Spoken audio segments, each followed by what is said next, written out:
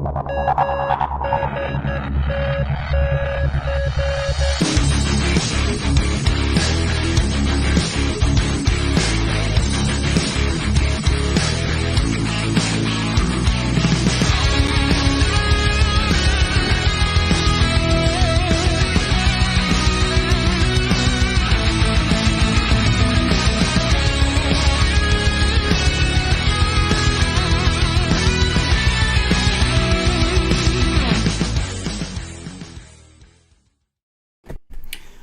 world, and welcome to our live stream. I'm Aaron. And I'm Garrett. And today we're joined by Timothy Fling, here to tell us all about his comic book, Water Wars 2288, Volume 2, currently crowdfunding over on Kickstarter. Hello, Tim. Welcome to the show. Hey, guys. Thanks for having me. I'm super excited. Oh, Thanks for coming on. Well, we're happy to have you. So before we get into the book, why don't you tell us a little bit about yourself while Frequency Girl mutes her YouTube? All right, Already perfect. done. Thank you, Frequency Girl. I'm a writer and creator. I got started in about 2015. I was writing a robot super team book called Socket. That was the book I got my start on. At the time, I was working for a fellow by the name of Martin Dunn over at CAE Studios, and they had a thing at the time. It was called the Bullpen. And what the Bullpen did, if you had, say, for example, a script, if you were a writer, and you wanted to produce a book, they kind of took you under their wing and would walk you through the steps of it. It was a little bit like a comic making class, for lack of a better explanation. And the great part was lots of hazing going on. yeah, Any actually, grooming? they're a pretty cool group. Martin's still around. He's a musician these days. He's got a punk rock outfit that he tours around with, and it's pretty cool. So couldn't cut it as a comic artist, decided to do it as a musician. Got it. Yeah, right. Which I think is, I'm kind of the reverse of that. I was a musician before and wasn't really getting any traction there, so we'll try being a writer. Garrett up in the chat is pretty much the same way. I mean, they were doing music, and then they did comics, and then they're now also back to music. Nobody can really keep it straight anymore, right? Creative types just got to create, man. That's all it is. Yeah, it's like a compulsion, right? I'm not 100% sure what it even is, but I know I've got to be making something. Yeah, exactly. So before we go any further, let me just say hello to everybody in the chat real quick. We've got Darren Wagoner first once again. D-Wag, if you get it 3 times in a row, I'm telling you, you win a prize. We've got Peter Palmiotti. We got Mo Biggs. We've also got, I think, a Steve Worster. Well, we got Aerith, because, I just mentioned Aerith. And a Steve Worster. So we're off to a good start, everybody. More lurkers. Yeah, I got lurkers in there. You guys make yourselves known if you want. We'll give you a shout out. Not welcome anyway. But moving on, where are you from? Where'd you grow up? I'm originally an upstate New Yorker. I'm currently in York, Pennsylvania, which is about 30 minutes north of Baltimore, Maryland. And when did you start reading comics? Not to date yourself. Yeah, this will give it away, I'm sure. Unfortunately, it totally will. Whenever we ask people, and they were like, my first book was Action Comics #1, I can tell you, it was, I can remember the first book I got. It was one of these hardcover compilations, and there was 2 books. One was Superman and one was Batman. And I think it was my 7th birthday I got the books for. And it was the hardcover books. You might remember it. It's Batman from the 30s to the 70s. And it was like a compilation of all his. They were so amazed that Batman had lasted 40 years, right? Right. So they put out these hardcover books, and you could sort of read through the stories. And in the center of the book, they had a color section that duplicated all the covers. And I was just fascinated by this. I was 7 years old. It was hidden underneath my parents' bed. And I mean, of course, like any kid, I was up there snooping around trying to find my Christmas presents. And so every day I would go up there and I would sneak under the bed and I would get under there and I would read these Batman and Superman stories. And by the time Christmas rolled around, of course, I had read both the books already. So I was kind of a reader from an early age. 57? I'm 55. Ah, so close. Yeah. Math, you're pretty close. All right. So, Batman, Superman. Are you a DC fan? Prefer DC over Marvel? I'd say I like both equally. I'll tell you why. I started with DC But my interest quickly turned to Marvel because the way they did the intertwined worlds, and I was really into Marvel Team Up and Marvel 2-in-1. Are you familiar with those two books a little? Marvel Team Up? Yeah, that's the Spider-Man. I'm not. It's basically the premise is it's a Spider-Man title, and every issue he'd be teaming up with a new. His Amazing Friends. Yeah, his Amazing Friends, and then of course Marvel 2-in-1 is the same thing, but it was the Thing, Benjamin J. Grimm, and he'd be teaming up with whoever his hero of the month was. That's neat. The fact that they were able to weave together the extended universe that early on and capture fans. So yeah, that's kind of nice because like as a young kid, if you got a limited budget on comics, you're getting more heroes per book, right? Yeah, you get more bang for your buck. More bang for your buck. And by the way, that was the thing that I kind of really liked, right? I didn't know that at the time, but as I got older, I realized, hey, what I really dig here, man, is this interconnected universe. And they all kind of know each other. And if the Thing goes out and he's walking down the street, he's likely to run across Daredevil, and Brother Voodoo might be there. And I just thought that was so cool, you know?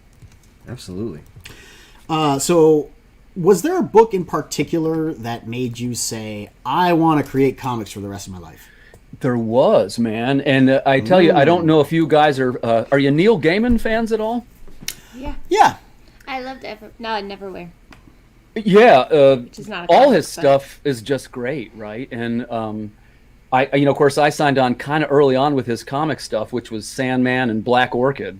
Yeah. And wow, what terrific books. And I think that was the time when I first went, wow, comics can be like really good. I feel like a lot of people who were reading comics previous to that encountered Gaiman and were like, this is wildly different from superheroes. Yeah, because a lot of comics are just superheroes. Yeah, especially like in America, most of the comics we had before that only dealt with superheroes. I think maybe if you go back, I mean, we get some Conan titles, we get some weird kind of like tales and strange tales where they have like maybe a detective story or like an investigator, running into like Lovecraftian things. So you were like, I don't know, 29-ish when you decided comic books were for you? Well, and I should be more specific. At that point, I was trying to be a short story writer. And, to be honest with you, I never got much traction out of writing short stories. Now, I still am a short story writer, but there's something kind of unusual there, and I tell you what I mean by that. In the comics world, for the indie comics creators, and like I say, I'm somewhat new to this, but the indie comic scene is very supportive, and it's thriving. Like, they really kind of welcomed me, and I got more success, okay, the limited amount that I've had, but way more with writing comic scripts than I had with writing short stories. Yeah, comic scripts are a lot of fun to write, in my opinion. They vary. Would you stop?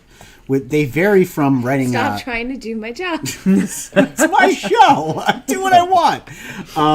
They vary a lot from writing short stories, but they also vary a lot from writing for screen and TV. Real quick, let me say goodbye to Frank Salazar. Thank you so much for coming, Frank. Mr. Salazar. It was nice to have you for a little while. I also am remiss. I got to say hello to Jeremy Burtz. I got to say hello to Suma Thori. I got to say hello to Pop Culture Avenger. And I think I got Steve Worcester already, right? Yeah, I did. He's smoking the crack. He doesn't remember Batman. Yeah, anyway. Other than Gaiman, what writers and artists inspire you? Well, great question. I'm going to start originally, when I was trying to be a writer in the non-comics field, a huge J.R.R. Tolkien fan. Lord of the Rings and The Hobbit and The Silmarillion, the whole thing, that was like my, from the 80s to the 90s, well before the movies, that's something, we're sort of all over that. And then as we got into the comics years, it was Neil Gaiman, Alan Moore, and Grant Morrison to a large extent. I like him a lot. Grant, he can be a little hit or miss. Discount Grant Morrison a little bit. They always say Moore and Gaiman, but Morrison was right in there with him. He was, man. He was. And gloss over that, yeah. So you're into comic books. You're doing short story writing. You're into J.R.R. Tolkien. Are you like a D&D guy from back in the day too? Yeah, sure am. Hell yeah! Yeah, but here's the real test. Do you eat Toblerone? I know. I do eat Toblerone. Yeah, absolutely. All right, you are now a friend of the show. All right, perfect, man. There's a story about a friend of ours reading the Cimmerillion and beating up somebody with a Toblerone. It's a long, convoluted story. We'll tell you backstage. Not appropriate for on air. Hey, Dean, what's up? You're early to the show. Is it time to end it's the not show time to end the already? show yet. It's funny to me. D&D and comics are really- so Yeah, intertwined, they really do. especially with like when I came up, because Go together like toffee and chocolate. well, it's funny because back in the early '90s, I was in middle school, right, and I was really enjoying making comics. And my dad actually ended up going to a comic book class at a local community college and was like, "Hey, do you guys mind if like my son comes along and audits the class?" And I was real young. So Garrett started criticizing comics when he was real young. Well, so anyhow, like what happened was the guys were like, "Yeah, bring him in, have him bring some of his artwork, and we'll kind of like vet him." So the teacher of this class and all the students kind of like checked out my portfolio, and like. These are just local guys at a community college making comics. Now they asked him. To me, they seemed like professionals and like true, like adults. These are probably like guys who are like 19 and 20, right? Anyhow, they let me in. I got to make comics and read comics with these dudes. And then after the class finished, we all went out to like a Friendlies, and one of the guys actually ran a one-shot module of D&D. It was my first taste of D&D. Tell him what you played. I played a dwarf fighter. With a big axe. Nice. Yep. Yeah, And it was just crazy because, like, so, like, I get to meet all these kind of cool older guys who, like, blew my mind showing me all these books. They showed... Sorry. Garrett met older guys and they blew his mind. Sorry. That's what I said. Yeah. And then they also introduced me to D&D, which is wild, right? I mean, that's just fodder for Mo Biggs in the chat. I'm sorry. There's an easy setup there. Hey, man. What's up, good stuff? Good to see you. Glad you're here. Yeah, I already said hi to Creators Outlet, right? Didn't we say hi to Creators Outlet? No, that was Pop Culture Avenger. What is up, Creators Outlet? Thanks for dropping in. So, Garrett was also saying he went and audited that class. He got really good at discerning art. And I think when they vetted him, it wasn't just checking his portfolio. It was showing him, a Euro comic or Heavy Metal Magazine and a 90s comic like Young Blood and being like, all right, choose. Your future depends on it. It's funny because we did used to bring in awful comics at each class and we would tear them apart. And Man, I more love my often than 90s not, it was Rob we are in Liefeld such a that we were fight tearing right apart. now. I'm just saying. So how did you get into the comic book industry? You said earlier that you got in through this writing group that sort of helped you cultivate your ability. But what was your first official book that you worked on that got published? It's a great question. When I started doing that book was called Socket, okay? And we got 3 issues of that. But after I did the first one, that was through this bullpen that I was telling you about, I realized that this was roughly 2014, 2015, and indie comics were really coming on strong right about then. And I started to think to myself, I really don't need a publisher per se. I can kind of do this myself, right? Yep. And to try to apply some of these things that I learned through the process. And the first project that we were going to try and do this with was the first issue of Water Wars 2288.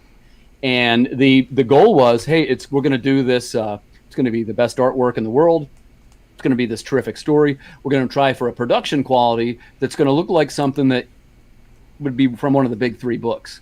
And that was the goal that we were shooting for. And then we made that book. That was before Kickstarter for me. So we released that book in October of 2019 at the Baltimore Comic-Con. And right away it started selling, right? And the response was very positive. And I was a little surprised, to be honest. And that kind of cooked right along. I got some interest in Antarctic Press, put out an issue of that. And there's also a French edition that just was published from a place called, yeah, it's cool, right? Editions Reflexions. And you could have knocked me over with a feather. I didn't, I don't have any French contacts or anything like that. But I just saw some people posting on Twitter about their first French translations. I wonder if it's kind of the same thing going on. I bet you it is, because it's this fella I met on Facebook in one of the groups.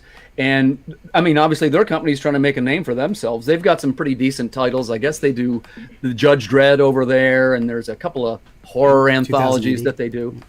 Yeah, stuff like that. And of course it's already somebody's property, but they do the French translation official version, I guess is what you would say. Right. You can't see Frequency Girl right now, but she's waving to Amanda B.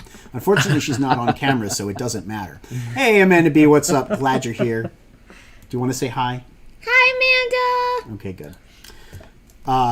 Yeah, I think it was Brian Ball who was saying something about having their first cover for Rags or something in French, and I was like, ooh, ooh la la. Yeah. So it's pretty exciting, right? Why do you describe Socket as the true story?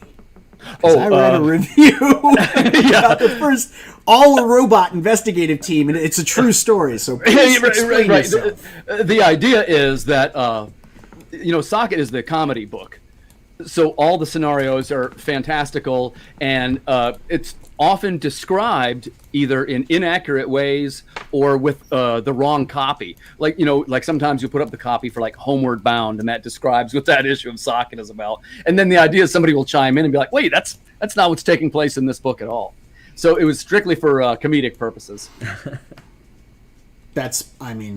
You piqued my interest with that line. So obviously it worked. Yeah, that commercial started. It was a little video we had made, and the tagline was, it was about they were fighting this monster on the moon. So the tagline was about 4 robots fighting monsters on the moon, and it's based on a true story. It's fantastic. I really want to get my hands on it now.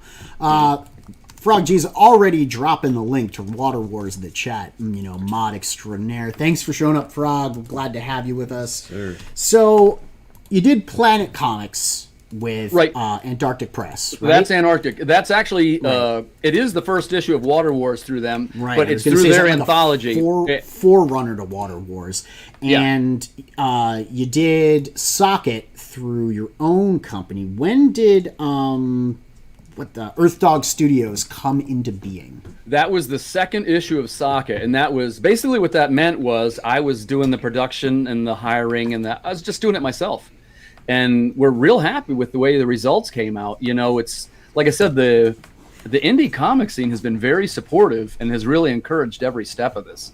So, I mean, they helped me with a lot of stuff that otherwise I wouldn't have been able to do, All right. Sorry, guys. We got a dog interrupting the stream. Oh, gotcha. We haven't been paying enough attention to him because we've been working very hard all week. Garrett's been doing a cover. I've been rewriting script pages. And JoJo just wants to go outside and play. It's also been raining from the tropical storm. Yeah. So he's been cooped up inside. And this is what happens when...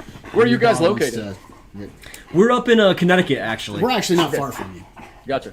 So, I was going to say... Hey, Get down, bud. I was going to say, so you also crowdfunded the Hunchback of the Theological Quadrant 19. Correct. That which was was the first title. That's great. It's Isn't that a great, take man? on the Hunchback of Notre Dame. Yeah. He's a robot, and it's I love it. fantastic. I don't Isn't know that if a you cool guys thing? are aware of this. Also, it's a short story. It's it's kind of an anthology, all of that together, and I loved it because you did the entire thing with just diegetic sound and no dialogue. Correct. And to top it all off, it's Erwin Arosa. Who we love, right? The guy's amazing. Now, y'all in the chat probably know Erwin as being the artist on Cobalt, which was recently crowdfunded on Indiegogo. And I think all y'all, I mean, we're fans of Jake Adams. Actually, he was, I think, the first guest we ever had on this show. And I love Cobalt to death. I think that book's fantastic. But I found Erwin because of that, and I've been looking at what he was doing, and I realized that this is your book, and this is his art. And you guys are together on a lot of stuff that went through the theological quadrant. There were a lot of stories in there that I found were fantastic. I mean, the campaign also included Natural Life. Yeah. And I think that's somewhat like a short story for Water Wars 2288. Is that somehow connected to that world? It is. It's all connected, and I'll give you just a quick explanation of the easiest way to tell what's going on. Water Wars is kind of the brand, right? 2288. What you got is going to be, they tend to be, well, they always have been, female protagonist-led stories. So if you're reading a 2288 book, you got the female hero running the show. The other one are the Irwin stories, which have kind of a hand-painted, lush digital look, and they tend to focus on the kind of the bizarre aspects of the Water Wars, and particularly the military history. And so that is called the Water Wars Chronicles. So it's effectively 2 series under the umbrella.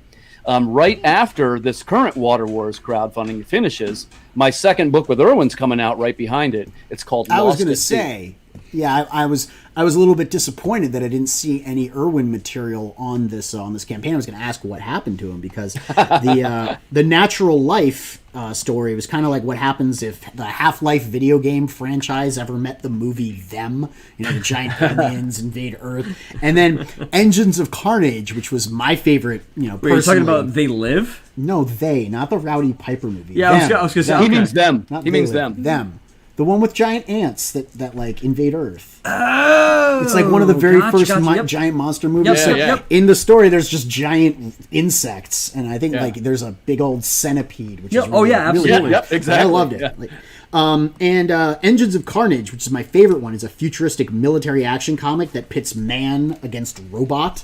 Yes. And it's set in a post-apocalyptic United States of America, and it has like a map. And I think that's coming back like to roost with Water Wars Volume 2. It is. There's Because going if to I be recall, there's a map on the campaign. Yeah, one of the stretch goals, and it looks like we're going to hit it, is what we call the tactical map of the Water Wars. And it's going to show you the locations of all the battles and the various...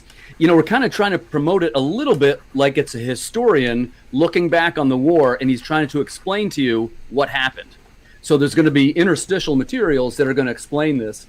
And there's also, in this current Kickstarter that we're running, there is going to be an Irwin section. So if you like his artwork, we do have I got a little preview in there of the next book. It's called The Codex. And what it does, it gives you the year, and there's like these dramatic splash images showing scenes from the war. So it's funny that you mentioned like that. I love weird sci-fi stuff that does that kind of like, this is a history of this event in the future, and kind of like tuck in all weirds of things. Yeah. It reminds me a lot of Warhammer 40,000. I don't suppose that's something that you're familiar with or draw inspiration from. I am familiar with it. I've never played it. Okay, because they do a lot of kind of like tongue-in-cheek stuff like that, where like if you read the background fiction, it's kind of little historical excerpts, and occasionally you'll get these throwaway lines that spawn all kinds of like wonderful imaginative things. And a lot of their fiction is based on kind of like taking a sentence and then running with that and extrapolating all this stuff. It's also a European property, so of course it falls in line with everything. The Horus Heresies actually was just a throwaway line in like the Titanicus book. And now it became an entire series. Yeah, and honestly, absolutely. the Horus Heresy is fantastic. I think it's I love stuff mainline like that. Warhammer 40K. So at the bottom of the comic, there were previews, I think, for the stories Lost at Sea and the Blink Wars. Yeah, that's going to be in the next. Those? Because the Blink Wars was my favorite. I was like, this is what I want to read. This one right here with the jets and the robots and the explosions, and this is what I want. Where is it? It's drawn by Irwin. I need it. Yeah, well, I have great scroll news down. for you. Show me the bottom. Look at this, guys. Lost at Sea is cool. All right, whatever. Like it's global warming. Look at this. Scroll. It's awesome. It's awesome. Scroll stuff. more. I'm scrolling. Yeah. Look at it dropping bombs, and there's robots shooting guns, and all sorts of explosions. I was like, that's the title for me right there. And if even better, both these covers are homages. The one on the top is Commanding Number 1, and the one on the bottom is Weird War. I forget which issue, but it's a Weird War cover. If you like Weird War. Right on. And I'm sorry, I forgot to say something kind of important. But that book's done, and this is the one that's coming out right after this book. I might space it a little so I don't have two Kickstarters right next to each other. Right back to back. Yeah. All right, so we're getting comments in the chat about looking at the art. So I think we should probably shift gears and put his art on the screen a little, right? So that we can take a look at what's we're looking at here. Also, Mo, it is entirely possible that we'll get the Grand Slam, because I forgot to ask Tim if there's anything on the stands these days that excites him in comics. Oh, yeah, and you know that's a lead-in to a particular thing that always happens on this show. Gotcha. So is there anything you're currently reading on the stands right now that excites you? You know what? Not currently. I haven't been reading anything probably for the last couple of months. But I would describe myself as a pretty hardcore comic reader. Like I read Saga, and try to read most of the indies as they come out. I used to own a comic book store back in 2010 to 2015 or so. So I have a pretty broad background of reading everything. Right on. So Garrett, do you want to tell him what you think is good on those stands? All right. We need to stop doing this and just let it happen organically, because every show you're like, Garrett, say the thing. And you Mom, quick, get the camera. Currently, there's a few artists that I think are amazing that I think should have more people reading their stuff. One is Daniel Warren Johnson. He's doing Beta Ray Bill through Marvel right now. It's a 5-issue run. It's really, really good. He also did Murder Falcon a couple of years ago, which is an amazing book that Skybound Image put out. And it's back out. They're doing another. They're doing. Yep. He's doing got part another two, one coming out soon. Which honestly, that book was way too good. It was better than it had any right to be. So good. James Herron's Ultra Mega is an awesome read. It's a lot of fun. Yep. It's very influential on us right now. Yeah, dude. I mean, the colors, the style. Everything about it. And just even the story itself is a wild ride. Right? It really it's is. Like Kaiju and Ultraman with a really dark twist. Breaks the regular comic book format. It gets longer than standard size. Brandon Graham's Rain Like Hammers is a lot of fun, but it's really fucking weird. Yeah. Excuse my language. Very tactile. Sure. And what else? I don't know. I got you to say the thing, so it doesn't matter. So, Mo, that's the trifecta right there. We're going to go for the grand slam at the end of this when we talk about varying our diet and reading and sampling other comic book genres, and Garrett gets into manga. Well, so why don't we take a look at the campaign now? Eat your vegetables. Yeah, that's the thing. Like, you have to vary your diet when it comes to art Absolutely. and music and everything else. You need Euro. You need, the Belgian school. You need American comics. You need superheroes. You need, like, stuff from Vertigo and Dark Horse, the stuff that you were talking about. I'm just talking way too much now. Show the campaign. So, this is Water Wars Volume 2. Tell me about Volume 1 before we get into this. Well, I'll tell you what, I got one here. I thought you might ask me, so I have one here to show. Ooh. So that was the first one. I'm going to make you big. Look at that. Yeah. So that's number 1. And remember, the one thing you always remember about the 2288 titles, that's always a woman that's running the show in these books. And what we're trying to do is, I wouldn't say they're heroes necessarily, because they're really just trying to stay alive, but they are female-led stories. And that's one of the hallmarks of 2288. And then, the violent and grim stuff tends to turn up in the Irwin books. But that is the number 1 is the one that went to Antarctic Press. Yep. Yeah. That's awesome. So that one did really well. And I want to touch on something you said. It was kind of funny.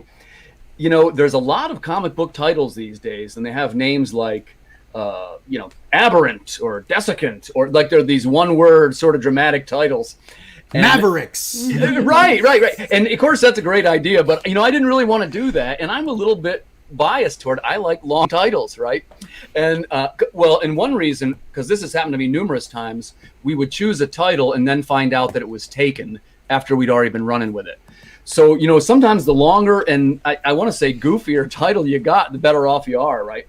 One of the things you could have done with those one-word titles that were already taken is change the spelling a little bit. Yeah, change a whole new IP. To be fair, then you're running into SEO problems, which I think you just drop the E and the K, and you've got a whole new word. Yeah, Mavericks. Yeah, but then Google's like, "Are you sure you didn't mean Mavericks?" We're totally sure, because once we start selling and exercising our trademark, it'll be first on the list.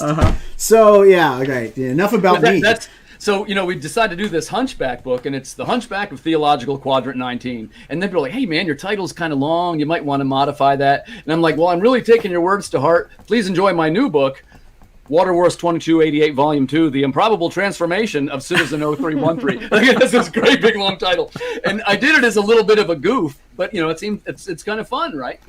So this funny thing that happened to us, we were registering for Boston Fan Expo. We have a table there. And you get to put up your what is Display it? name. Your display name, but you're limited to a certain number of characters. So I don't know if the Water Wars full title would fit, and I don't even know if Earth Dog Studios would fit. Yeah. So you'd have to truncate it somehow. Honestly, we're lucky because we saved on letters with our title. That's right. We're 2 letters under the maximum. That's why we're printing. We were saving money. We're printing our book at a premium because of the fact that we took out letters. A vowel here and a vowel there. Yeah. Mo Big says these heroines are strong, independent, and don't need no manga. Garrett. Oh, fair enough. They don't have chainsaw arms. Don't need no man. Manga. Yeah. You appreciate that? I do appreciate that. Good. So what exists in your universe? It sounds, post-apocalyptic and exciting and fun, but I need to know, what kind of technology are we dealing with? Are there more aliens and giant scorpions and stuff? Like, tell me what's going on. Is there space exploration? There's a guy here on Facebook by the name of Zach Weber who did a review of the book, and I thought he described it a great way, which he said, man, it's almost like all the dystopias are happening at once. Because what we tried to do, a lot of the post-apocalyptic stuff is a little bit cliche, right? So we tried to make it so it was almost impossible to deal with it all, like it's almost all happening. And it starts off with the solar flare, corrupts all the water. They divide into gangs. The governments fall. Oh, you did the solar radiation too? Okay. Yeah. Well, it's actually what caused it, but it doesn't really cover it in the book much. It's kind of mysterious as to what happened. But basically, as it keeps going forward, it's like a ball rolling downhill. It gets worse and worse. And then artificial intelligence tells the robots that they should form their own government. That's the beginning of the robocracy. It's not wrong. We've got giant insects, we've got rogue robots, we got dystopian governments. There's also one thing about the book: nobody particularly has any powers. Like I mentioned, they're just trying to stay alive, right? But one of the things that turns out is they've had this inoculation to try and keep them from catching this pandemic that's going around. And it turns out that the pandemic gives them a little bit of a resistance to this environmental problem called corrupted hydrogen.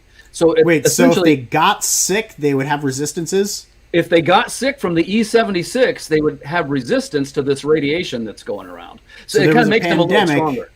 And there was a vaccine circulated, I guess, by one of the giant, governments that was supposed to inoculate people, but the virus actually gave them resistances instead. Was that planned by any chance? Yeah, correct. Okay. In other words, the girl that you see in all the advertising materials here, it was her father gave her the shot. And it's not even going to be covered until issue 4. But the reason why they can't kill her is because her immune system is so strong. She's got this resistance going on. She falls off a building and survives. And like, what? How did she even... it's not like... So it's the shot that gives you superpowers, not the virus. Right, Gotcha. Correct. So they gave the shot to everybody, which made them stronger and less easy to control. Correct. That was a dumb government. It was. And the story basically starts with, they have these, they're like concentration camps called nests. They put the civilians there who were infected with this disease. And the first 6 people that got the shot, all they're going to, look, hey, we're going to escape, man. I don't have this thing. I'm going to be fine. And she escapes, and that's the beginning of the book. So what's the name of the protagonist? Who is she? She is Citizen 0313. So does she have like a name, or is it just 0313? It's like she's in a concentration camp. And I mean, a spoiler, she is the character from book 1. Book 2 is a prequel. And essentially what it shows you is how book 1 is a little bit, she's like a badass female heroine, and she's real tough. And book 2, she's kind of like this unprepared, somewhat frightened. She's just trying to get away from this camp.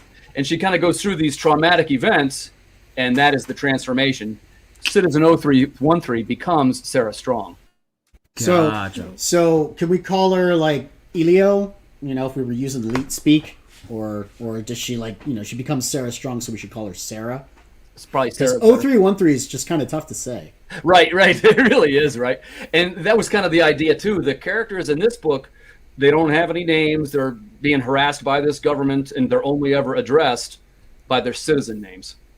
By their citizen numbers. Right. It's almost as bad as Obi-Wan Kenobi.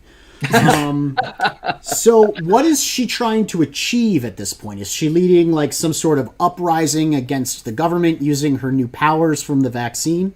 No, great question, though. It's a little bit of a family story. She's separated from her brother, who's one of the ones who got the shot also. So she knows he's alive, and she has to find him. And so essentially, it's like the overriding arc of both books. She's still trying to find this brother.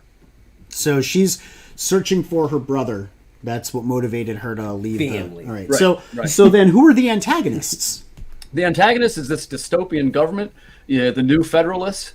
And by the way, the government is not necessarily evil.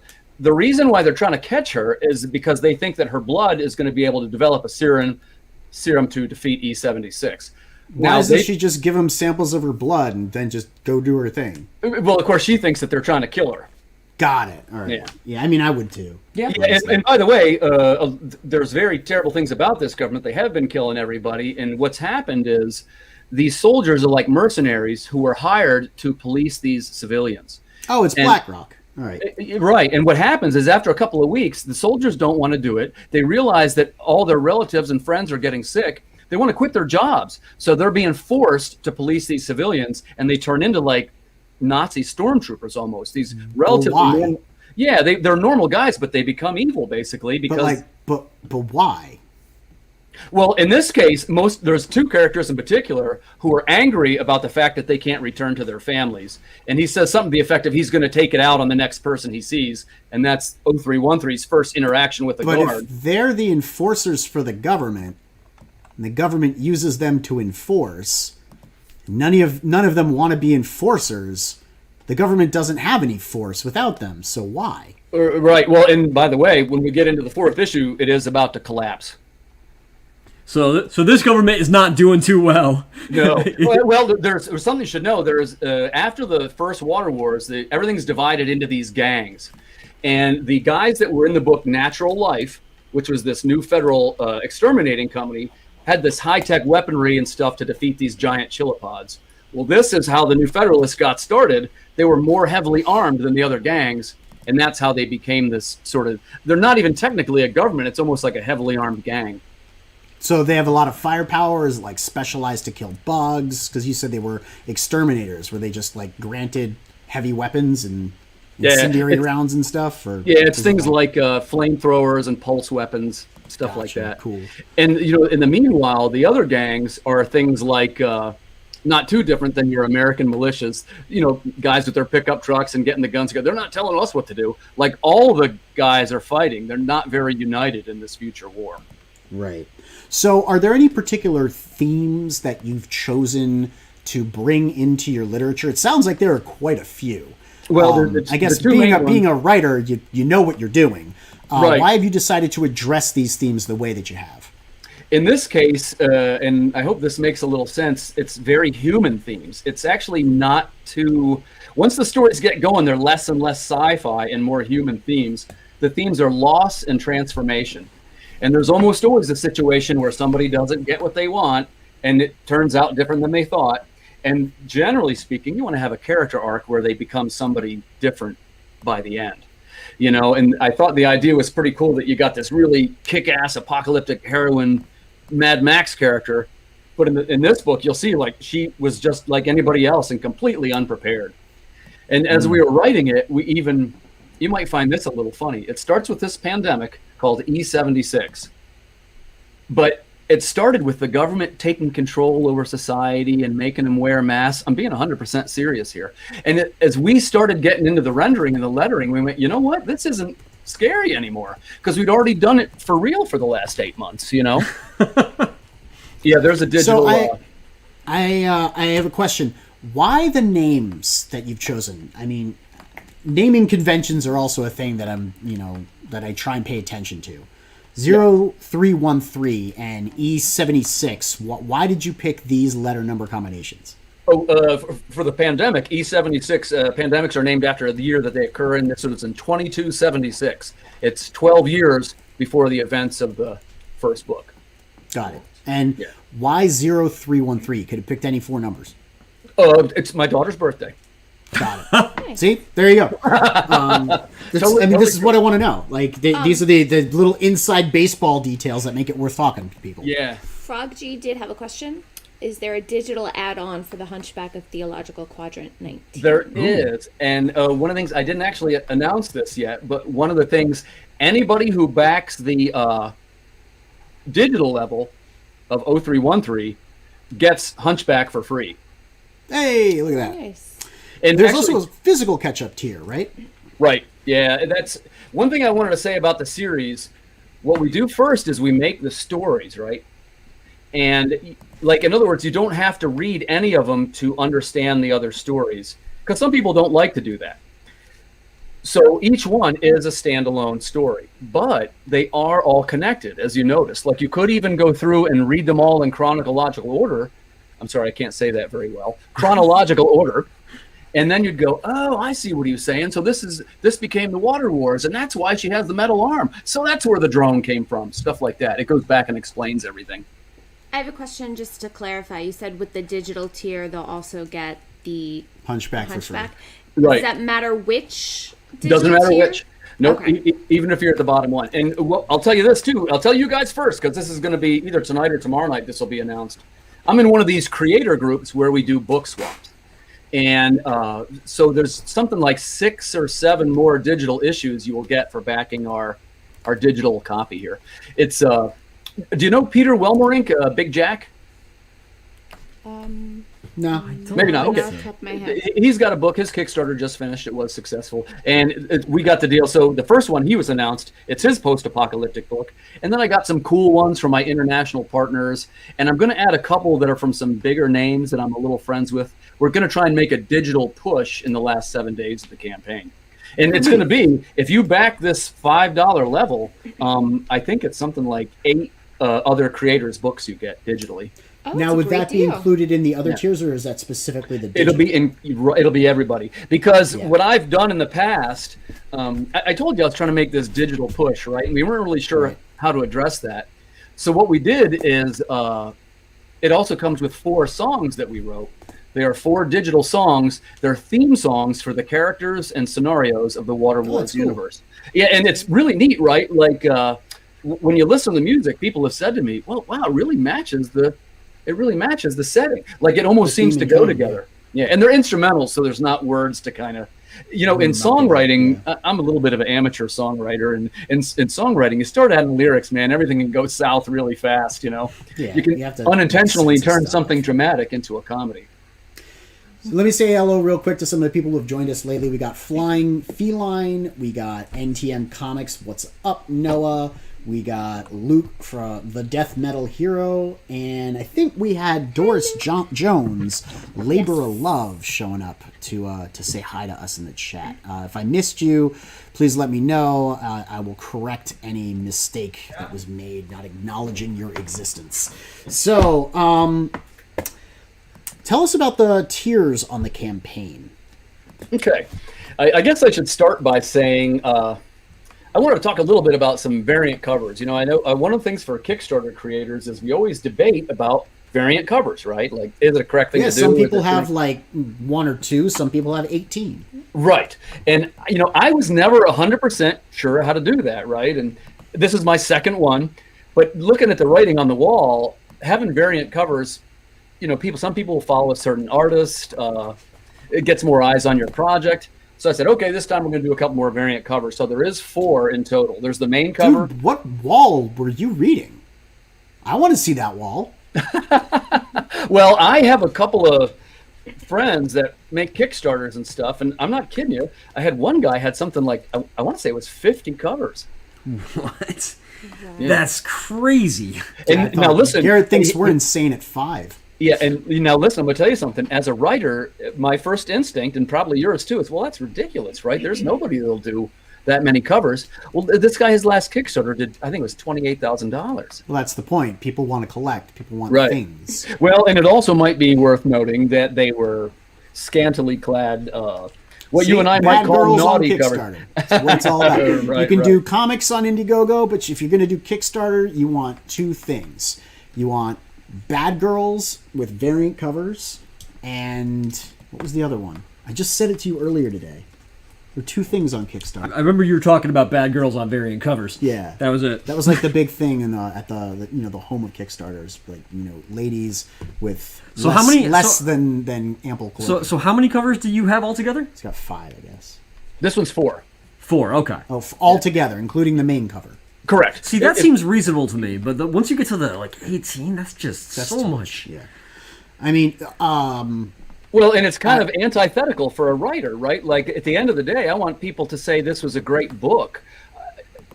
And by the way, I'm not disparaging anybody for what techniques they use to get eyeballs on their book. I totally get it, man. Yeah. Well, that's the thing. Like, they can't read the book until they get it, but they can look at the cover before they get it. Right. And you got more chances to get someone to pick up at least one of those covers, if not the collector's box, which has all of the covers. And that's where you hit your margins, because selling the book is really, the goal here. Once they get it, they go, oh my God, that was a great book. I also had great art. I think, just the variety being the spice of life, and people following certain artists wanting to get that cover art, or, regardless of what book it is, oh, they did a cover for that, I want to be a completionist because I have a collection of their art. That does give you the versatility of getting your book into people's hands. I was going to ask you later, is this going to go to Indiegogo by any chance? Are you going to go in demand with it or run a campaign there? Great question. And I'm still figuring out my route. I guess one of the things that people that now do is you use the Kickstarter to fund the book, and then you go to Indiegogo to market your book. And go to in demand there. You just right, put it on demand. So I will tell you, just about 2 days ago, I signed up to Indiegogo, and I started putting The Hunchback on there. Oh, nice. Right on. Yeah, so that'll be my first sticking my toe into the Indiegogo water. So I figure I probably will do that. Yeah. Look at that. We're getting censored. Awesome. Yeah.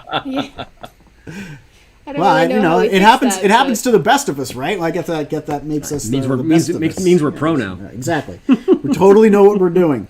And I'm sorry. You want me to talk about the tiers, right? Yeah, I want to talk about the tiers. I want to see these awesome tiers you got. Oh, appreciate that. So, do you want to start at the top and go down? Yeah. Hold on, there's a lot of tiers, so why don't you tell me about your favorites or the most significant ones? Because sometimes with the Kickstarters, you can get really bogged down in the tiers. There are a lot. Yep. Thanks for saying that. One of the challenges that we had is that, I'm still trying to find my audience and find my way to do Kickstarters. And we were in the process of making a pretty cool hat that was going to be one of the add-ons. And it was kind of like the one you got there. It was a marching hat. It was actually a Chinese army marching hat. And it was going to have the Water Wars logo on the front, right? Man, it was so cool. And, we had different colors. And I was talking to the rep. They were going over the stitching and what type of patch. And do you want the distress? And I was working on this for a couple of days. And I went, you know what? I don't want to be a hat maker. What am I doing here? I'm a writer. So, and again, I'm not disparaging anybody, but I threw all that out and I added more tiers with things along the lines of original music. There was a variant cover that was added. Stick to what you know, right? I don't know. Yeah, you're a writer. What are you doing, adding hats when you could be adding music? Yeah, and I just don't really know why. Well, I know why people do it, right? You want to raise money and get money for your Kickstarter. But at least in my case, this is just for me. I can't speak for everybody. I'm trying to get people to notice my series and to get my writing developed. And to one of the ways that I've noticed people want to, get into a series is by having things. Yeah. So the crowdfunder, you're selling the IP. The comic book store, Antarctic Press distribution. You're selling the book.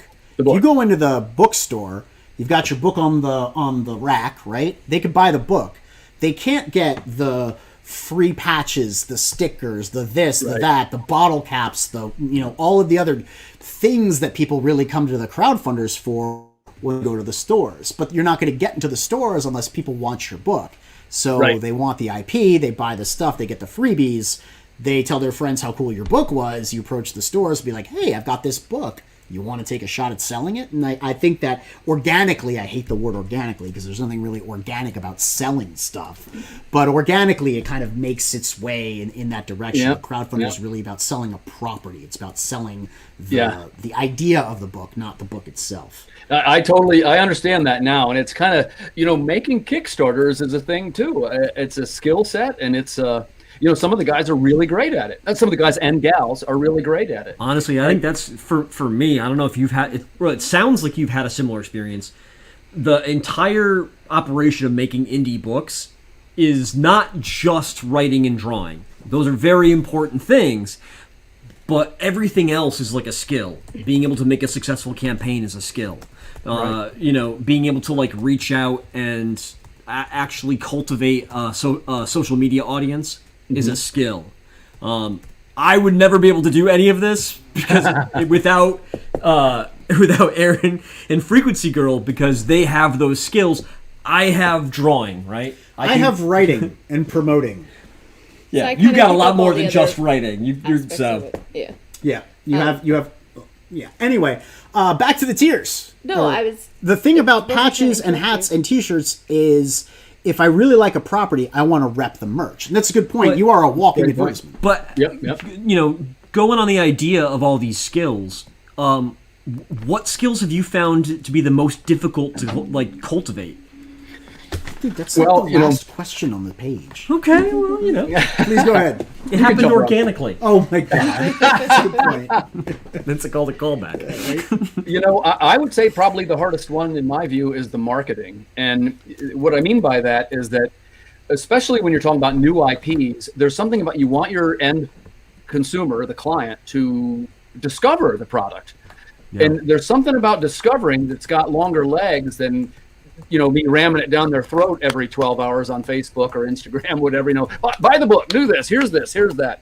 And that's one of the reasons why we did the variant covers too, because in my view, then you got a little bit more marketing material, right? You don't want to always be posting the same art. You don't want to have posted all your artwork before the book even comes out, Right. So, I think marketing is beyond challenging these days, and the social media channels don't always cooperate. You got some weird algorithms there, and you also brought up a really good point. I'm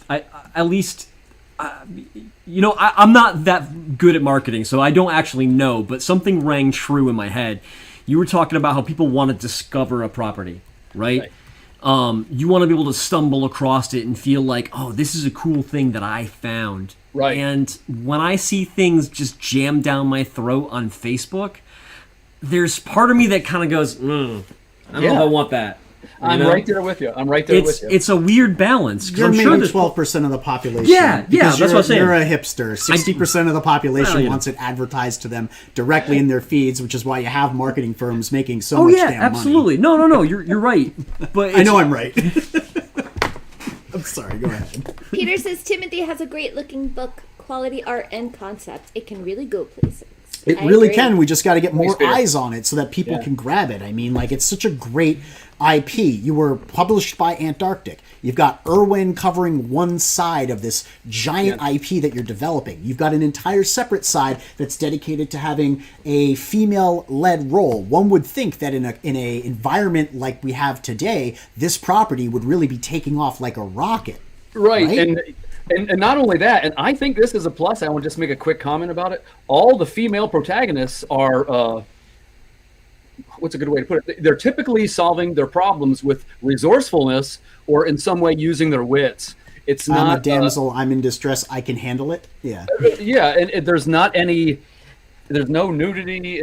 I try to do it in a way that it's an actual cool female hero that you can look up to, who's just a cool hero, not because she's a female. But we did intentionally hey, let's do female heroes, I always try to cast what I think is cool. I thought it was cool that Ripley in Aliens was a female character because it just enhanced the badassery of it. And there was something about the idea of the alien implantation versus the woman resisting that created an interesting dynamic. So I was like, it totally makes sense to me that she's a woman. But when it was written in the script, there was no specified gender. Ripley was just, a decidedly androgynous name. It could have gone either direction. So I thought it was really neat. But I don't even know that. Yeah, it was originally just written as Lieutenant Ripley, and they just happened to cast Sigourney Weaver. Well, I think it was like a conscious choice. Oh yeah, absolutely. I mean, I think once they encountered the actress, they saw this is Ripley, the Sarah direction Connor. it needs to go. There are a lot of female characters that I found fantastic. I mean, what's her name from Long Kiss Goodbye? Gina Davis? Yeah, Gina Davis in Long Kiss Goodnight. There are a lot of really strong, awesome female characters out there that just solve their problems. Yeah, I think we far too often forget their existence or wind up casting a female character because they're a female rather than just letting the character be a female. If you know what I mean. Yeah, I sure do. But I like the idea that Angelina, absolutely. Anything that Angelina's in, Wanted, yep. But Mr. and Mrs. Smith, too. She was badass in that. Oh, yeah. But, like, I appreciate the fact that you're intentionally trying to focus on that type of character and bring that in. Not just be like, well, it's any kind of character, but let's make sure we make it a woman. Yeah. Right. I think like purposely just focusing on a gender detracts from the sanctity of the story itself. It means that you're not really making a character, you're making a stereotypical checkbox to, I guess, get clout or whatever. Anyway, let's get back to the tiers. You got it, man. You got it. Which So tier first would you said- like us to focus on? Yeah, you said to start with what one of my favorites was, right? Yeah. Well, I will tell you, you know what, it might be better to start at the top and go down so I can explain it a little better. Is that okay? Absolutely. Yeah. There you go. Oh, One more. there you go. So one of the things that we wanted to do in this case is to have a concerted effort to do a digital push. And what I mean by that is there's lots of new readers that want to read something digitally before they purchase a hard copy. And it's also a way to get this into everybody's mailbox in a way that has, limited shipping and limited delays. And it's a way to get the most product out the fastest. So we wanted to have a $5 level that comes with a ton of cool things. And what you get at the $5 level, that's the Song of the Void. It's the full issue, but we're also going to include some unseen digital artwork. There's also going to be some pieces from Irwin in there that we're having as a bonus. And it's going to include bonus content from 8 additional creators who I'm in this it's a book swap group called the Digital Pantheon. And how we chose the other members of this digital swap group, they didn't necessarily have to be science fiction. They didn't have to be anything like that, but just really creative books with great stories and great art. And I even tried to pick some that were kind of weird. So there's some really, really cool stuff in there, man. Nice. And by the way, as I mentioned, it is an international team. So they're comics from around the world. They will be translated to English, but they are there's quite a few from abroad. Oh, right on. If you don't mind me asking, which one are you most excited about? Of the digital swaps? Yeah. There's one called Camino Real from Argentina. The book was written and created by our letterer. His name is Matias Zanetti. And I'm telling you, this story, first off, it's in an unconventional format. It's like a horizontal format book. It's like long and rectangular. Oh, weird. That's the first thing. It's also based on a tarot card reading. Ooh, all right. Yeah, I know, right? And then it has sort of like I guess I'd say it's like a surreal adventure. Okay. And it is just so unusual and so different.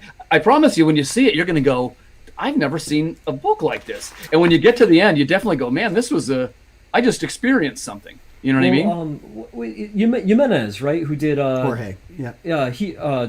Who did Meta Barons? He did the Vietnam book you got. Yeah. He's an Argentinian artist, right? Yeah, he's fantastic. Yeah. So like I mean, oh, God damn it! I never remember the name of the guy, but he's South American also. The guy who did Black Sad. Juan Canales? Oh yeah. I don't think so. I think he's Portuguese. Portuguese? Yeah.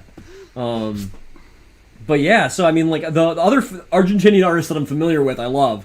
So that sounds really exciting. A lot of people from South America getting into comics these days. I can tell you, it has something to do with the exchange rate and the currency also. It might be. There is red hot talent coming out of Argentina and really Brazil. And standard of living is lower. The cost of living, I should say, is lower also. So the money goes a lot farther. Yep.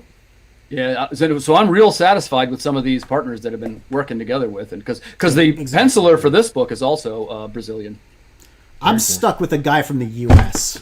It's okay. I guess. Dude, I'm right here. I'm leaving. Sorry, I'm going to South America. It's just kind of the trend. Anyway, so yeah. So we were doing the tiers. Yeah, right, next is the $15 level. That is your, you see that Chronicles of 76? That is the Erwin Arosa cover, featuring the two main characters, which is Citizen 0313 and her rescuer, Phaedra. So, and that we kind of put out there for people, sometimes people might want to follow a certain artist, and Erwin definitely has some fans. He and I do a lot of books together, so I pretty much always have a cover from Erwin. Nice. Right on. He's great. Yeah, I love him, and he's the greatest guy to work with too. His speed, how a good attitude he has. If you're thinking about a variant cover guy, I can't recommend him strongly enough. He is just a prince. Yep. Yeah, Excellent. we're taking notes. Okay, good. Scrolling down, you got Phaedra's Threnody, which this depicts the rescue scene in the book. We sometimes call this the Resurrection variant, or sometimes people say the Pieta because it looks a little bit like. Yeah, that's what I thought of when I saw it. Yeah, and the cool thing of now this fella, this is first time I worked with him, and I'm probably going to butcher his name. Okay, he's Indonesian. It's Fakhrul Reza Rivai. And I just thought this guy had a gift, man. I looked at some of his work and check out the colors. I was like, man, nobody's doing stuff like that, right? It just looked different. So I felt like I was real lucky to get him on board. And same thing, I've been using the image for different marketing purposes and so forth. All right, this is my new guy, the Doomsday Trinity. That's Renan Shoddy and Angel RD. This is the team that's currently working on Water Wars #3. It's just about finished. And wow, they are just terrific. He's been working before this. He just finished on the Kickstarter for Heirs of Isildur, if you know that one. Oh, that sounds familiar. Yeah, we backed it. Yeah. That's Matt Knowles, his book. I don't know him particularly well, but I like him in the sense that he makes comics and he puts out music with his comics, which is similar to what I'm doing. Yep. Hey man, you would like Joe Catapano just did a synthwave album for Star Circuit. True, huh?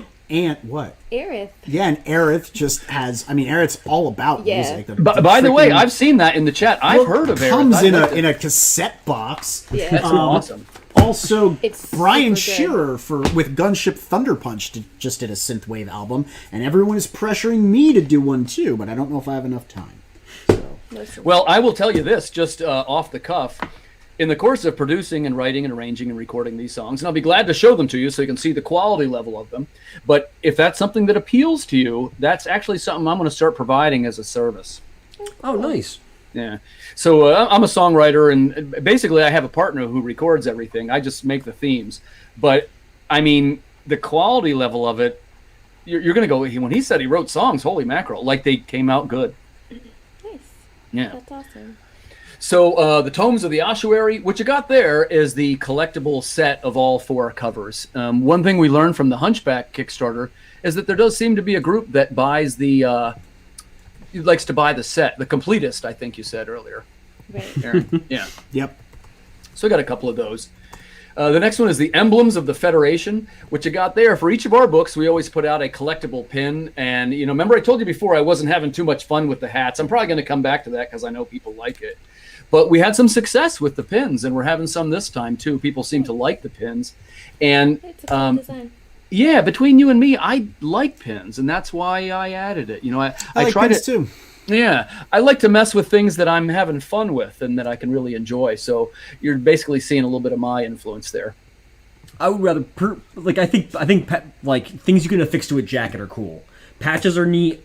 I don't currently own my own battle vest anymore, but I do have a leather jacket that I can put pins in, so I like pins. Yeah, I'm the same way. I was even a little bit before of a Disney pin collector, if you know what that is.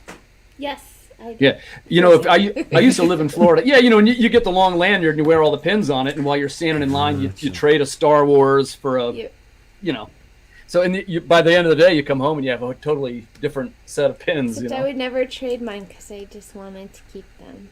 Well, you know what I started doing? Same thing with my stickers. I went to eBay, and you can buy a bag of the less popular pins for something like $1 a piece or maybe less, and then you just take them with you, and you trade because you can always trade with cast members. Now, most people that are traders, they know which pins are good, and maybe they won't give them up. There's a whole weird world of Pokemon Dude, pin people. I don't get this. Everything. It's just for Disney. That's the thing. And so there's always a subculture underneath the surface of gotta everything. catch them all. Yeah. Disney pins. Yeah. So this next one here, the Compendium of War, and this is gonna rewind a little. Yeah, this is one you and I talked about earlier. It's basically all the information here in the Water Wars. It's the first 2 books in the 2288 series and the first book in the Chronicle series. Yes. So that's you see the HB19. That's the Hunchback pin. Yeah. These were both designed, and by the way, I actually have those in stock still. If anybody wants one of those. I mean, I think your whole series is dope, but Hunchback is still my favorite out of all. Thanks, man. Hunchback. Thanks. I mean, it was such a solid story. Yeah. It was so good. I read that, I was like, get him on my show. I appreciate that a lot, and that that's what we're shooting for, right? And I had a lot of I guess with the Hunchback story, that was the first time I sat down and said, let's make sure this is really kick-ass before we even go to do any layouts or anything like that. And of course, as you can see, working with Irwin, he's just a visual genius. He makes every panel looks like $1 million. Then you got Lo and Behold. Yes, this is the last time. We also learned that we currently have some poster buyers. So we try to always offer posters in our series. And this one, you see, basically you got 3 of the covers, and the 4th one there, that is one of the Codex images. We sort of touched on that earlier. There's going to be a preview of this in the book. And what it is, it details the military aspects of the war, and there's going to be text that accompanies it. And this is the one you're seeing there is 2276, The Rise of the New Federalists. Oh, I super dig that. Yeah. I love the military lore. By the way, if you like the look of that, I got to. You're going to love the Codex. Every page looks like that. Nice. Oh, fantastic! It's really cool. On a side note, one thing I think we ran into is just posters can be difficult in terms of the shipping end of things, right? Tubes. It's a little pricey. Yeah, I did tubes when I did it. Gotcha. I was going to ask, how did you find that? Did that work out for you? Is that? Well, it did. As you know, for some folks, some customers don't really love rolled products. Right. But there isn't really a way to fold it. So, that was kind of how we were looking at it, like, because it's like if you do rolling, I think is superior to folding, because folding you're ruined, right? Mm-hmm. With rolled, you can at least try and flatten it, put it in a frame with some glass or something. Right. But even then, it's difficult because it's got that bend in it. It does. I was curious to wonder if you had found any other solutions out there for that. I haven't, and that's one of the things that I think that customers like the posters, and I'm going to continue to offer them. But the other thing is the shipping costs weren't particularly favorable. Mm. Yeah, you also have to figure out a way if you're going to do them separately from the comic. Comics usually go in Geminis. Posters will go in tubes. You're sending them sepapply. That's what I did. I sent everything separately, and what happens when one doesn't arrive at the same time? It's just it's a nightmare. I don't want to go posters. And perhaps kind of surprisingly, one thing that sort of surprised me was there was quite a bit of international orders. Like I didn't see that coming either. Oh yeah, so you're dealing with international shipping for the that's fun. Especially because we got an international team, right? But I got orders from Spain, Japan, of course the Argentinians and the Brazilians. There you go, Peter. Mini posters. Actually, Peter, I got my solution. My solution is prints, A4 size prints. So they're 8.3 by 11.7, right around the size of a piece of paper. So it's kind of like a mini poster, but you can send it flat in a box with the comic and everything else. Well, that also works for us because our comic's is 9x12, 9x12, so it's 9x12. But, yes. Oh, nice. Again, we're talking about ourselves. Yeah, hey, that's cool, man. I'll tell you, I dig the oversized stuff. Like I was saying before, it's one more thing to stand out. That was all Garrett. Garrett loves the oversized stuff because I'm a sucker for Euro books. Yeah. And a lot of times you get that big, oversized folio size. Do you want to tell him why he should read manga? Just poke him in. Yeah, right. Just a little bit. What else? We got that $180 tier. Yeah, the Shattered Future. One of the things that's we're branching out into, the customers like to have themselves drawn into the Water Wars universe. So we got a couple of these already, and there's a couple of different levels which tend to be something like this. I got 1 or 2 characters that have lines. You'll have your likeness drawn in, and if you choose a soldier, he can even have your name tag on, and he will have lines in the story. He's an acting character. Or option B, which has also been popular, You can have Erwin Arosa draw you, and you can be part of the Codex, and you permanently be part of Water Wars lore. Ooh, that's kind of cool. So you're telling me that you can be immortalized in print for all eternity. In the I like that idea. I love people who want to invest in my IP and like physically put themselves into it. Yeah. Frog G knows what I'm talking about. And I'll tell you something cool about working with Erwin. Of course, he's a digital artist. He nails likenesses. Like when he puts your likeness into a book, you'll go, "Hey, there's Aaron." You know what I mean? It looks just like it. That's really neat. Yeah, we did one last time, or it was actually, I guess we did two, and the customer was very happy. That's exciting. Yeah. Is that it right there for all the tiers? Oh, the last one we're going to show you. Go back up one because it shows you one of the things I'm doing. Yeah, the Beyond the Wasteland, and this is going to seem a little funny. Hey, look, it's you. It's me, right? Sold out actually. I think it was too. One of the things is, if you are a comic creator and you have a little bit of experience, I was somewhat surprised to learn that other comic creators want to hear your experience and how you did it. And they said, hey, we should put up a tier because, I'm a firm believer in, let me think of the right way to say this. You guys have probably noticed this from talking to your guests. A lot of people, they talk and talk and talk about how the book's going to come out, but the book never comes out. Right? And I don't mean that in an insulting way, but my books come out. Like I run a schedule and there's 3 teams, the books come out. So my thing is saying, hey, if you want to publish your book, get with me for a script. I'll walk you through it. It's essentially 6 steps. At the end of the day, you're going to be a published author. Nice. Yeah. And so I did get one taker on that. And you can go to the next one, please. Yeah. And the very last one is the... I went out of order a little bit. That's the character that's to be drawn into the Water Wars universe. The other one was just a custom commission. Oh, right on. Yeah. Which people do those too occasionally. We did a couple of those last time too.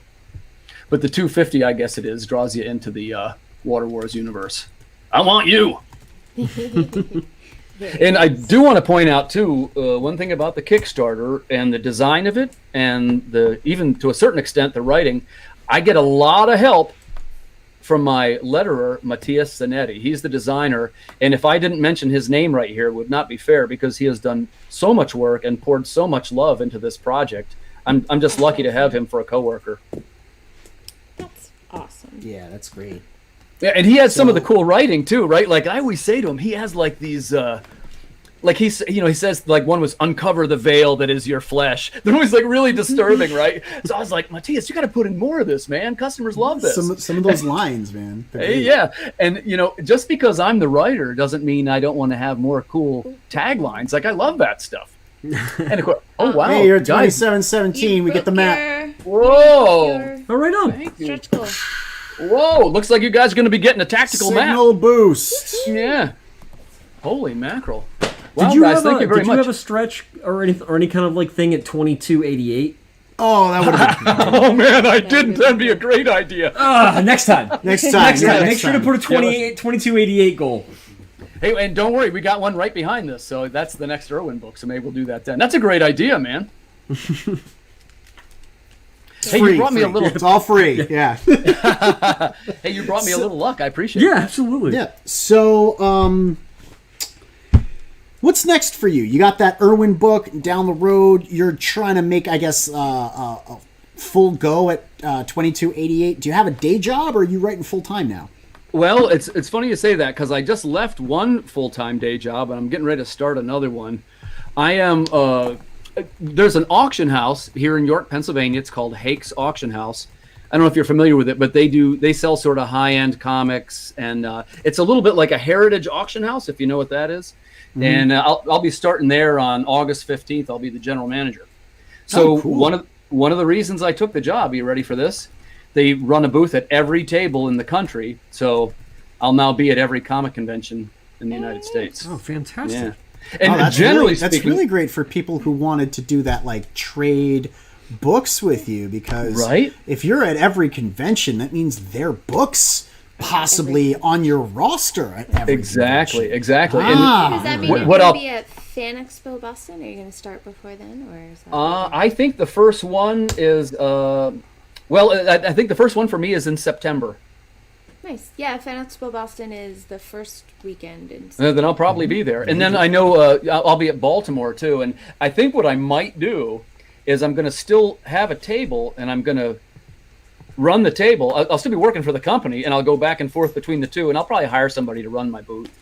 Nice. The dog is now attacking Frequency Girl. Yeah, we did pretty well at the Baltimore Comic Con of 2019. So, I have high hopes for these new books. But the next projects that are on the burner, we got Water Wars 2288, number 3, is almost finished.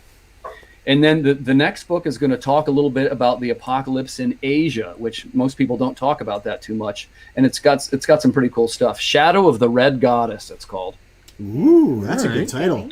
It's already written, but there's no artwork yet. But the other stuff's all written. Like I say, you got Lost at Sea is coming off the burner. It's probably within a week or maybe 2 weeks of being completed fully. Exciting, and then right I behind want that. Blink Wars. Yeah. Give me Blink Wars. Yeah, I'm actually thinking of expanding that a little bit. That was a short at first, but that might go to a longer form story. You give me jets, and I'm a happy guy, man. It's not easy to do good aerial combat stuff because it's hard to find good perspective lines for everything to make the jets look right, and doing just like empty sky backgrounds is boring, so you got to work the terrestrial elements in there. Doing dog fighting is hard. Like, show me jets in a good way and I'm psyched. Yeah, me too, man. And you could do it in like a James Herron, like Ultra Mega style, and it would look awesome if you really leaned on the gestural elements. And are you saying you want to start drawing jets? All right. Well, we'll explore something. We'll talk about it. So do you have any words of wisdom for first-time creators looking to get into comic books? I would give one word of wisdom, which I think has been real important for me, and I would definitely recommend it to anybody. If you're a writer or an artist, like us, you're going to always think the same thing. Man, this is not quite good enough. I've got to work on it a little bit more. And we all say that. But man, in many cases, finished is better than perfect. And you'll be able to say, here's my book, and put it out and show it to your fans. And you might start getting fans right away, even if the book's not perfect. And then guess what? You can't see Frequency Girl's face, but she's got that. She's staring at both Aaron and I with like this look of like, listen to this dude. We've done the whole like procrastinate putting out the book or delay putting out the book while we get it to where we want it to be. It's like we keep getting to new heights, new levels, and it's like, when are you going to do it? So she made us put the 6-month pre-launch page up and went, well, now you're on a timer. Yeah. Well, and it's one of those things, right? Like, this is just between us, but I didn't think my first book was that great, but I released it anyway, and then a second, and then a third, and I think I got, something like 7 or 8 books out now, something like that. Nice. And you just try to get a little better each time, Absolutely. So what about first-time crowdfunders? You got any advice for them? There's one small thing that I learned, which is, if you can, and if you have some promotional artwork or anything like that, start sharing it early. See if you can do a build-up for at least a couple of weeks, really, preferably a month. Because I see the guys that have not been as successful, they kind of jump in saying, hey, my product looks great. I'm sure everybody's going to back it. But you're jumping into a really big pool, and you got to bring some of those followers with you. Yep. It's not too different than being in a band, which is, when you start having your first couple of shows, you got to call all your friends and say, hey, look, can you come down and see us, Yeah. And it builds little bit by little bit. Some of the books that I see, well, that's one thing, is to bring your own followers with you and try and market it. And the other thing for me is I don't know how people gauge what their numbers are going to be. I'm starting to get a handle on that. But I've seen some pretty experienced guys, they set the number too high and then they don't hit the number. So what I've tried to do, and I don't know if this is the right thing, but it seems like it's working. I set my numbers a little low. The book comes out and then you got a book. So what I do is I set the number on the barest minimum that I need to make to print that book. Like there's no profit. There's no profit built into my deal at all. Right. So, CombiMark actually has a formula for it.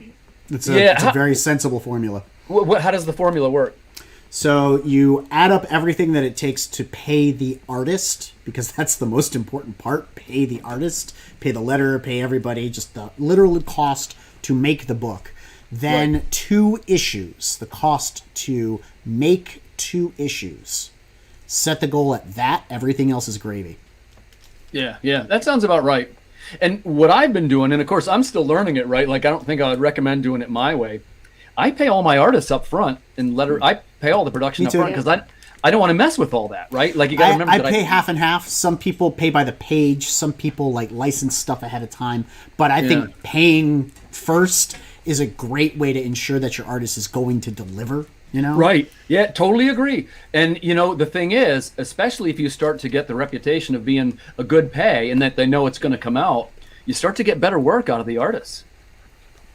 Yeah, absolutely. I mean, the other thing is cultivating a good working relationship with them. If you're on time with payments, if you're good with communication, you know, back and forth, if you develop a good working relationship with them, like you must have already cultivated with Irwin, you're more likely to work with them again in the future. And then your art has a level of consistency that people come to appreciate. It's like, oh, I'm going to look at Water Wars. I know what I'm going to get. I've seen that art before. I'm going to get it over and over and over. Yeah. And I think there's a certain degree of... what we've tried to do with the Earth Dog Studios books, and you notice they kind of look a little similar to each other, and even the covers have a consistency. The idea that if somebody bought one and they said, you know, I kind of like this book, you would probably like our other ones. There's not like a night and day between the books.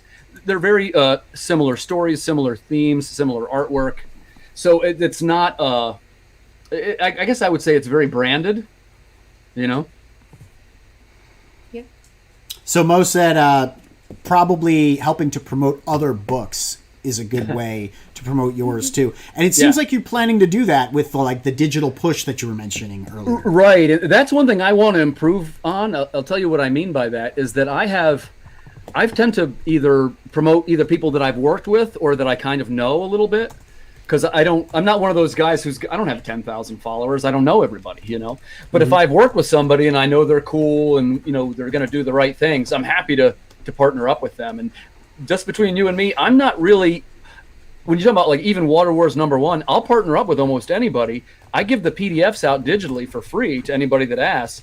I just want people to notice my book, you know? Yep.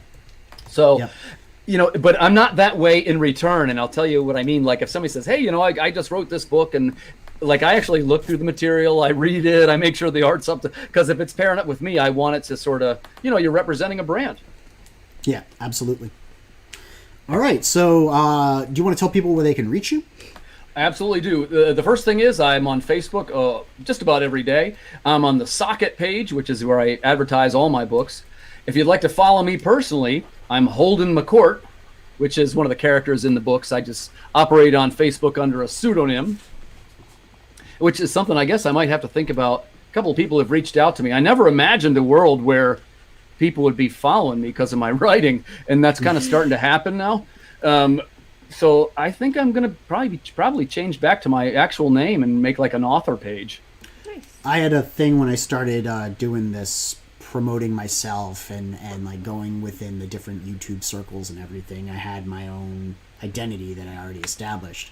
But that identity is separate from my business entity, which is also separate from my actual name. So one thought ahead of time would have been integrating all of those personalities into one thing that people could recognize. Right. Sure. So people are like, oh, wait, you're that person. Yeah, you're this person, but your real name is that, but this is your company? I don't understand.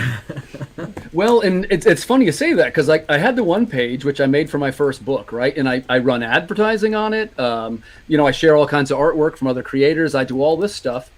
And I'm starting to get better traction on my actual Facebook page personally, which isn't even my real name because I'm attached to these books, right? So I'm like, you know, I got to change this. I think people are starting to kind of notice me. So this is one of those weird things. The reason I started Holden to begin with, I'm somewhat intense about my privacy. I didn't necessarily want to be all over Facebook, but in the sense of me making books, I'm okay with it. Yeah. But as far as, like, I don't want to, you know, now, of course, again, I'm not disparaging anybody, but I don't want people looking at my car or my kids or, you know what I mean? That's really not what I'm into. I'm a little bit more finding private. you on Google Maps. I certainly wouldn't use my satellite uplink to do that. No, not at all. But yeah, I'm a little bit more private fella. But there's that. And of course, if you'd like to check out our website, that is earthdogstudios.com. And that's actually, I do offer all the books through there as well. Oh no! Oh, it died. Oh, that's bad. I forgot my cord. Oh, did you save at least? Yeah, I did. Okay, thank God. Garrett's Cintiq died, and so his audio uplink crashed. See, it's funny because you're still in on your video, just your screen dropped. So I thought just like it accidentally dropped your screen. So thank you guys for coming, Sumathori. It was nice to have you here. Same thing with Flying Feline. Appreciate it. If there are any final thoughts, unless there are any final thoughts, I think we're going to wrap it up here. We have a little announcement that we have to make that we're supposed to make at the top of the show. Right, we do. Forgot. And you better tell everyone, because I forgot what it was. Just letting everyone know that we are changing up our schedule for our weekend streams.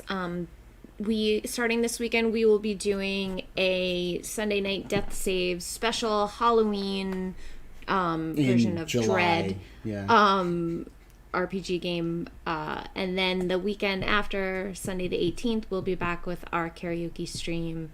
And then the 25th, the weekend after we launch Mavericks, we will be doing a very special...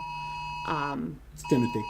Sorry about that. We're getting a severe weather alert. Oh, sorry. You're getting the storm that already passed through us. Yeah. A very special Mavericks RPG. Yeah, we're going to do a Mavericks RPG stream the 25th, 3 days after we launch. We're going to get little miniatures. It's going to be exciting. We're going to have a guest storyteller. Mo, be sure to show up and heckle us. It'll be a lot of fun. So this week is Halloween. Next week is karaoke. And then the week after that is Mavericks game. So I think Timothy may have frozen. Tim, are you still there? Can you hear me? I'm still here. We can still hear you, but we can't quite see you. What it was, it's an Amber Alert, so it kicked me off the... there we go. Gotcha, we got you back. Yep, you're back now. Yeah. All right, so I guess that's going to be everything for us. We're clearly in transplant news. Yeah. Don't forget to like, subscribe, click the bell for notifications. And tune into the frequency. We'll see you next time. Bye. Thanks, guys.